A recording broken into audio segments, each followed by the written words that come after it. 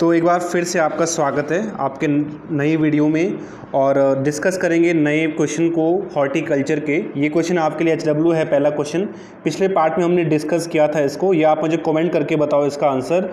अगर आपने नहीं देखा है तो पिछला पार्ट जो मैंने बुलाया है उसको देख लें प्लेलिस्ट में। क्वेश्चन आपके लिए HW है, क्वेश्चन नंबर 12 कि अंगूर की खेती को क्या कहा जाता है। हॉर्टिकल्चर कहते हैं, पोमोलॉजी कहते हैं, ओइनोलॉजी कहते हैं, या फिर विटीकल्चर बोलते हैं।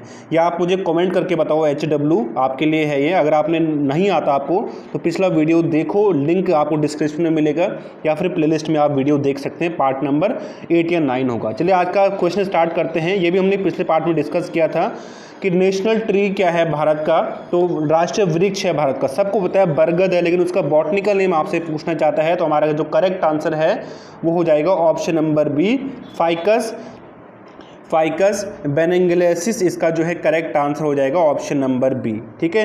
अगर हम आपसे पूछता कि भारत का धार्मिक वृक्ष कौन सा है, रिलीजियस ट्री कौन सा है, तो वो है ऑप्शन नंबर सी, यानी जो पीपल का पेड़ होता है उसे रिलीजियस ट्री बोलते हैं भारत का। क्योंकि आपने देखा होगा उसकी पूजा होती है, अधिकतर हम हर शनिवार को लोग उसमें पूजा करने जाते हैं। ठीक है। तो ऑप्शन नंबर सी यानी फाइकस रिलीगोसिया जो है भारत का रिलीजियस ट्री है जिसे पीपल कहा जाता है, और फाइकस बेंगलेसिस जो है बरगद का ट्री है जिसे जो भारत का राष्ट्रीय वृक्ष है। ऑप्शन नंबर बी हमारा करेक्ट आंसर यहाँ पे है। सेकंड क्वेश्चन है, प्लेग्रा डिजीज किसकी कमी से होता है। जो प्लेग्रा डिजीज़ है वो किसकी कमी से होता है। विटामिन B5 की कमी से, विटामिन B1 की कमी से, विटामिन B2 की कमी से, या विटामिन B3 की कमी से। ठीक है। तो देखो B1 और B2 की कमी से तो होता नहीं है।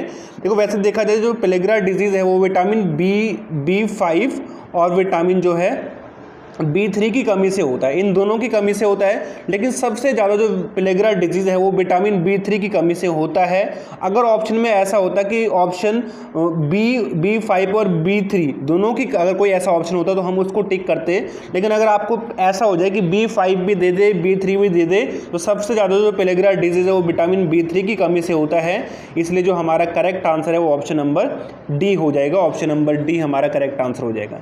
नेक्स्ट क्वेश्चन कि फादर ऑफ इंडियन हॉर्टिकल्चर, भारतीय उद्यान विज्ञान के जनक किसे कहा जाता है। आपके ऑप्शन ये 4 आपके सामने हैं।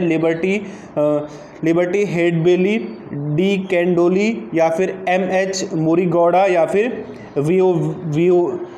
वेविलियो।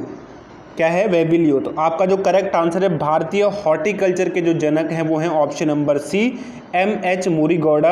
वो है जो इसके करेक्ट आंसर है। ये हमारे इंडियन हॉर्टिकल्चर के जो है फाउंडर हैं, फादर कहे जाते हैं। अगर पूरे विश्व की बात की जाए, पूरे विश्व में जो है हॉर्टिकल्चर के फादर जो है लिबर्टी हेडबेली को कहा जाता है। ठीक है। ऑप्शन नंबर सी हमारा करेक्ट आंसर हो जाएगा यहाँ के लिए। हाँ ठीक है। नेक्स्ट देखो कि प्रति व्यक्ति प्रतिदिन सब्जियों का सेवन कितना करना चाहिए। यानी सरकार की ओर से, सरकार की तरफ से जो ICMR है, Indian council of medical research, उसके हिसाब से भारत में एक व्यक्ति को एक दिन में कितनी सब्जियों का सेवन करना चाहिए। 85 ग्राम, 125 ग्राम, 100 ग्राम, या फिर 300 ग्राम। इसका जो करेक्ट आंसर है वो है ऑप्शन नंबर डी, 300 ग्राम हो जाएगा। ठीक है। नेक्स्ट क्वेश्चन, सर्वाधिक वसा की मात्रा कौन से फल में पाई जाती है। सबसे ज़्यादा जो वसा है, जो फैट है, वो किस फल में पाई जाती है। अखरोट यानी वॉलनट में, पेकेन नट यानी कि पिस्ता में, इसको पेकेन नट को पिस्ता कहा जाता है, पिस्ता में, या फिर एवोकाडो में, या फिर काजू में। तो सबसे ज़्यादा जो वसा है, आपने पिछले पार्ट में मैंने आपको बताया था कि सबसे ज़्यादा वसा पाई जाती है पिस्ता में, उसके बाद होती है काजू, उसमें अखरोट में। तो यहाँ पे हमारा करेक्ट आंसर हो जाएगा ऑप्शन नंबर बी, पेकेन नट यानी पिस्ता हो जाएगा। अगर पिस्ता ऑप्शन में नहीं होता तो आंसर अखरोट होता। सबसे ज़्यादा पिस्ता में मिलती है, उसके बाद अखरोट में मिलती है। तो ऑप्शन नंबर बी हमारा यहाँ पे करेक्ट आंसर हो जाएगा। ठीक है। नेक्स्ट क्वेश्चन कि which one is a rich source of iron. ज़रा सबसे ज़्यादा आयरन किस में पाया जाता है। करौंदा में, लीची में, आम में, या फिर खजूर में। करौंदा में, लीची में, आम में, या फिर खजूर में। बताओ करेक्ट आंसर। इसका जो राइट आंसर है, सबसे ज़्यादा जो आयरन की जो मात्रा है वो करौंदा में मिलती है। ऑप्शन नंबर ए, किस में मिलती है? करौंदा। मुझे उम्मीद है आपने करौंदा खाया होगा। कमेंट में बताना मुझे किस किस ने गांव में करौंदा खाया है, ज़रूर बताना, ठीक है। तो सबसे ज़्यादा आयरन इसी में मिलता है। वैसे सबसे ज़्यादा आयरन जो है, जो हरी पत्तेदार सब्जियां होती है, जैसे कि हरी सब्जी जैसे कि पालक हो गया, राई हो गई, इनमें अच्छा खासा जो है वो मिलता है, आयरन मिलता है। लेकिन यहाँ पे ऑप्शन नहीं है, यहाँ पे फल बोला गया, तो करौंदा में सबसे ज़्यादा आयरन मिलता है यहाँ पे। Next question, vegetable is poor source of, यानी वेजिटेबल जो सब्जियाँ होती हैं वो किसका पुअर सोर्स होती हैं? सब्जियों में सबसे कम क्या पाया जाता है, या ऐसा भी कह सकते हैं कि ना के बराबर पाया जाता है? विटामिन पाया जाता है, कार्बोहाइड्रेट पाया जाता है, या फिर फैट पाया जाता है, या फिर प्रोटीन पाया जाता है? तो जो सब्जियां होती हैं उनमें विटामिन भी मिलता ही है, कार्बोहाइड्रेट भी मिलता है, प्रोटीन भी मिलता है, लेकिन सब्जियों में फ़ैट नहीं मिलता। जो फैट होता है सब्जियों में फ़ैट ना के बराबर मिलता है। थोड़ा बहुत जो फैट होता है वो आलू में मिलता है, लेकिन बहुत ही कम होता है। तो फैट जो है वेजिटेबल्स में नहीं मिलता। ऑप्शन नंबर सी करेक्ट हो जाएगा। नेक्स्ट क्वेश्चन, कि पोमोलॉजी कौन सी भाषा का शब्द है? जो पोमोलॉजी है वो कौन सी भाषा का शब्द है? ग्रीक का, लैटिन का, स्पेनिश का, या फिर फ्रेंच का? तो देखो, जो पोमोलॉजी है, पोमोलॉजी में करते हैं हम फलों का अध्ययन, ठीक है। फलों के अध्ययन को पोमोलॉजी कहा जाता है। और जो पोमोलॉजी है वो दो शब्दों से मिलकर बना हुआ, एक है पोमो यानी पोमस, एक है लॉजी।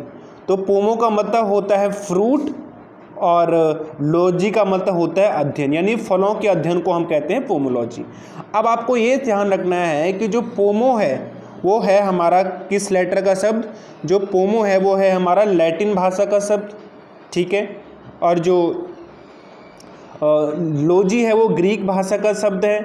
तो जो पोमोलॉजी है वो, अगर ऑप्शन में होता कि दोनों लैटिन और ग्रीक, तब तो हमारा आंसर दोनों होता।